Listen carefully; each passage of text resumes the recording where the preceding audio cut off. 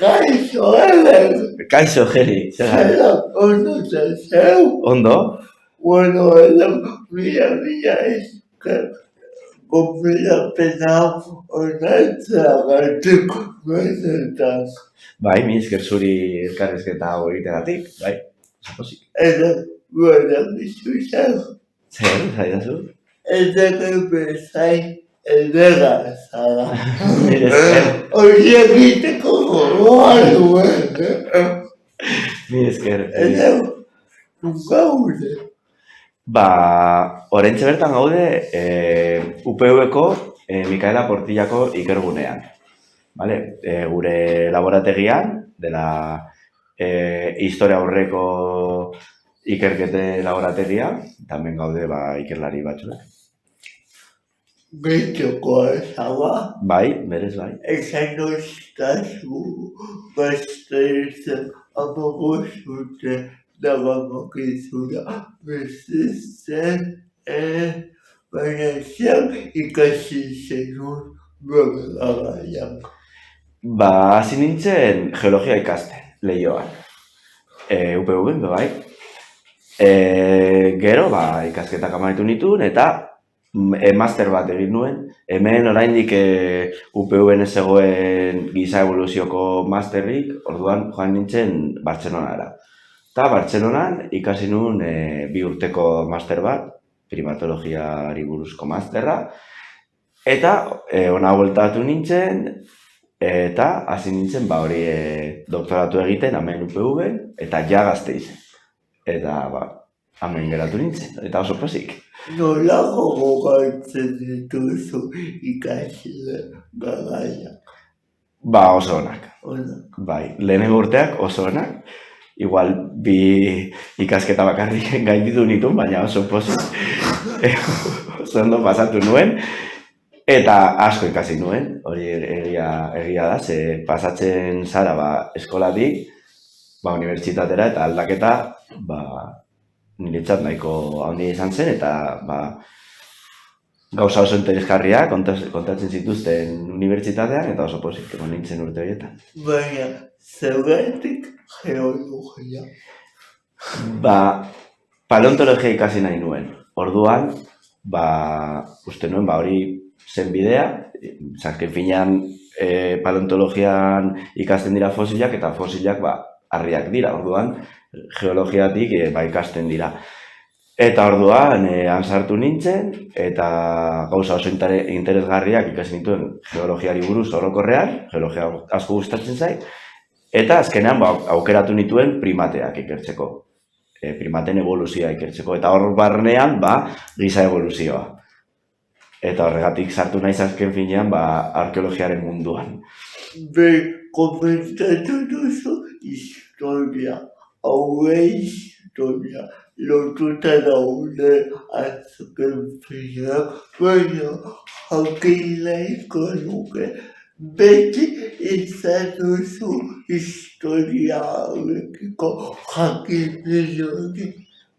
Bai, nire gustatzen zait, imaginatzea zer zegoen leku batean, iraganean zer zegoen leku hortan. Hori imaginatzea asko gustatzen zait. Eta geologiarekin hori egin dezakezu. Eta historiarekin bai, hori egin dezakezu. Induzten, aztarnategitan induzten, jakin dezakezu zer gertatu zen duela 200 urte, 300 urte edo 1000 urte. Eta hori gustatzen zait, hori imaginatzea. Gaztea zara eta nara. Horregatik jakin nahiko nuke, ea zure garaian bazegoen gradua mailerako lana edo organik ez. Ez nahi zain gaztea, ez zeuden ez gradurik. Nik lizentziatura bat egin nuen. Eta ez zegoen amaierako lana. Orduan nire lehenengo amaierako lan hori egin nuen master. Hori da. Bastega amaierako lana eta zertan hori abitu zinen hori egiteko. Masterreko lan horretan ikertu nituen Oldubaieko agin batzuk. Animalien aginak, baina nire asmoa zen gero giza aginekin konparatzea, baina azkenean ez nuen hori egin, orduan geratu nintzen fauna ikertzen. azken finean egin nuen primatologiako masterra eta ikertu nituen ungulatuak, orduan, pizka bat arraroa. Bai oso polita, baina salto pizka bat egin nuen. Baina, bueno, gauza horiek gertatzen dira. Fauna komentatu duzu, ja, historiatzen naturara pausua, salto gara gogo, Bai, hori da. Baina animaliek bebai eman dezakete informazio hori, eta gero informazio garrantzitsua gizakiak ikertzeko. Orduan, ze jaten zutena, ze iztatzen zutena jakiteko, edo zein animalekin harremana. Orduan, bueno, interesgarria da bai fauna ikertzea. Oban galdera pizka bat experimentala. Galdera experimentala askoetan ez dute erantzun zehatzuk edo bakar erantzun bakamik. Horregatik erantzun zure ustez egon behar ditzatekena eta galdetu nahi dizut. Ea nola ulertu beharko genuken gizakiak geologia. Bueno, nire asko gustatzen zait beti esan dut, ze geologia da gure lurraren historiaren liburu bat. Orduan, nire ustez, ulertu behar dugu liburu bat bezala. Orduan, liburu hortan dauz horriak, eta horri horietan dauz gauzak idatzita, baina jakin behar dugu nola irakurri liburu hori. Eta geologia azken finean da ikastea hizkuntza bat, lurraren hizkuntza. Orduan, ikastea nola irakurri horri horiek. Orduan, niretzat, gustatzen zait ikustea geologia liburu bat moduan, eta gure iraganeko historia bat kontatzen duen liburua. Nola egalorritzen dugu, edo zergatik egalorritzen dugu doktoratutza egitea. Ikerlaria izatea nahi nuen, eta ikerlaria izateko dagoen bide bakarra iaia da doktorea izatea, eta gero kontratuak lortzea. Eta orduan bide hortan erabaki nuen hori egitea. Beste bide batzuk igual egon daiteke, baina normalean pasu hori iaia derrigorrezkoa da. Orduan horregatik eta gainera dira 4 urte zuk nahi duzun gai batekin lan egiteko eta gustoko duzun gauza bat ikertzeko. Orduan aukera hori oso polita izan zen. Gogoa. Bai, asko. Jendeak ez du imaginatzen, baina oso gogorra da azken bine. Nola eramaten du doktore tesi bateko ikasle batek alako gogabera, egoera? Oso zaila da, batzutan, ze askotan bakarrik zaude.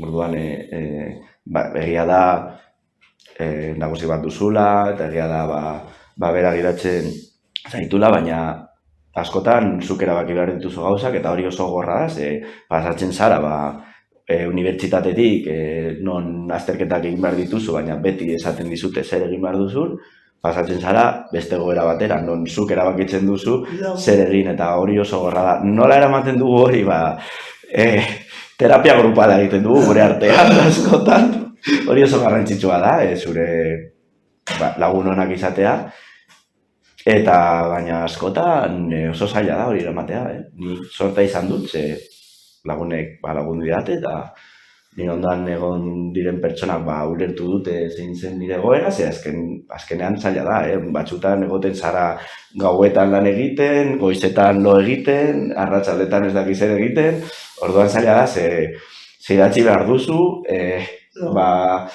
inspirazioa ateratzen den momentuan, eta orduan, igual, ordu bitan segitzen zara hori idazten, eta zaila da. Lagunek batzutan ez dut ulertzen, nire kasuan sortu nahi izan nuen, eta familiakin eta guztia. Eta gogoratzen zara behin tesia defensatuta nola sentitu ziren. Bai. Ez dakit nola izango da seme bat izatea, ez nahi zaita, baina uste dut parekoa izango dela. Ez dakit, baina bai, postasuna handiz, eta, bueno, ja prozesu bat amaitzen da, eta, hola, narna sartzen duzu, eta, bai, sentsazioa horretzen naiz. Bai, tesia depositatzen duzunean, ja, idazten amaitzen duzunean, eta ja unibertsitatean uzten duzunean, ja sentsazioa oso ona da, gero defentsan, bai, urduritasuna dago, eta, baina azkenean, momentu politena uste dut dela, hori amaitzea, ja imprimatzea eta unibertsitatean ustea. Gero, defentsan pizka bat disfrutatzen duzu, bai, baina urduritasunarekin. Nola ez, eta gero, amaitzen duzu, ja, defentsa egiten duzu, eta ja zaten dizute doktorea zarela, eta zaten duzu, pisu bat kentzen, sama, kristona handia kentzen duzu, eta bueno, oso pozik geratzen zara. Historia aurrepean sartuta zein da gehien gustatzen zazu, garaia edo ezaugarria edo. Uste dut, B eta erdi paleolitoa. Bai, Bai, hor garaio horietan beste giza espezie batzuk sartzen dira hor jokoan, eta hori gustatzen zait, pilo bat. Baina, goi paleolitoa, bai, gauza oso interesgarriak dauz, eta oso interesgarria da, baina aukeratu behar badut, erdi paleolitoa esango nuke. Edo B. edo ikasketak alde batera utzita behin unibertsitatetik kanpo zentzuk dira zure zaletasunak. Musika. Dudarik gabe, hor lehenengo postuan musika dago. Bai, lagunekin egotea, hori guztia, familiakin egotea, baina musika. Zer musika entzuten duzu? Denetarik, hori izaten den moduan denetarik, baina gero gauza batzuk ez ditut entzuten, baina bai denetarik, esan gure erroka, metala, baina bai, trapa, rapa, eta hori guztia bai. Ondo egin dago, kanta bat, nire gustatzen zait. Baina, zaletasuna zapata gizakia, geologoa eta abar zagalenean zure kezkak edukiko dituzu. Zentzuk izaten duzue loga kentzen duzukizuten babu horiek. Ez dakit, askotan, ikusten dute bizi garen gizartean eta askotan pena ematen dit, nola erlazionatzen garen gure artean, ez? Beti, ez dakit, boterea da beti gure, ez dakit, hor dagoen teloia, eta ez gustatzen boterea. Orduan, zerbait aukeratu behar badut, boterea existitzeak, kentzen zaite, ez zaite segurtan, kentzen taitloa, bai. Edo, mila eska momentua upartitzea batzuk, bertatu, sekulako ilusioa, toki horretara etortzeak eta zurekin etortzea eta momentua zure lankidea ezagutzea eta dena. Eskerrak eman behar dizut niz, postasun handiz hartu dut elkarrizketa hau, eta da nire lehenengo aldia YouTubeen, zera ateratzen dena, baina, mila esker aukera hau emategatik. Bilanuko diegu denei, agur bat. Bai. Agur! Agur!